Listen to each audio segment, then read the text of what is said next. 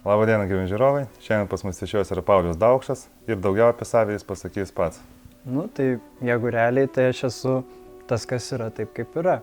Aš esu begalinis visas tas, kas yra, kuris dabar reiškiasi ir patiria save tokiu būdu. Sąlyginai šnekant šitame fiziniam gyvenime, šitame fiziniam kūne, kuris pavadintas Paulius Daukšas. Kokią religiją išpažįstate ar kokią praktiką pristatote? Tai aš kaip ir jokios religijos neišpažįstu, bet praktiką galbūt aš pristatau. Aš tiesiog praktikuoju patį pažinimą, kas aš esu, kaip aš esu ir kaip tame būti kuo geriau, kuo palaimingiau.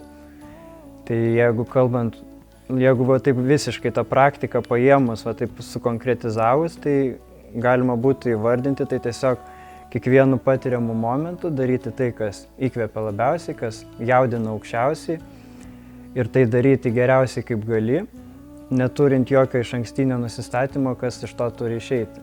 Tai vien tik tai šitą darant, tu jau natūraliai harmonizuojasi su visa savo aplinka ir pasieki viską, ko tau reikia ir gauni visus atsakymus, kurių tau reikia. Tik tai dar svarbu yra tas vienas momentas, kad reikia tai daryti integraliai, nes mes nesam kaip vienas atskiras žmogus, mes visą laiką esame kolektyvinė būtybė, todėl reikia visą laiką žiūrėti, kad tai būtų darnoje su visais. Ir tada šitas mechanizmas tada geriausiai ir veikia. Ar tavo pasirinkimas buvo sąmoningas, ar perėmėtas iš šeimos pagal kažkokias tradicijas, ar čia...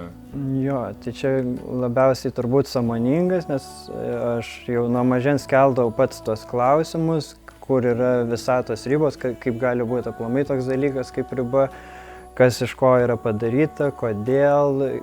Po to, kada sužinau, kad egzistuoja mirtis, man irgi buvo labai didelė isterija ir aš nesupratau, kaip taip gali būti, kad aš esu ir po to manęs nebebus.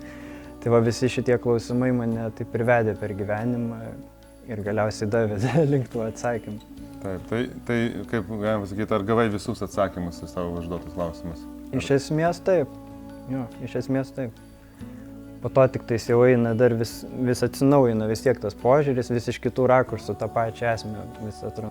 Begalinis pažinimas, pats pažinimas yra procesas ir tik tais tu procese aplamai gali kažką žinoti ir tame ir yra esmė kaip ir.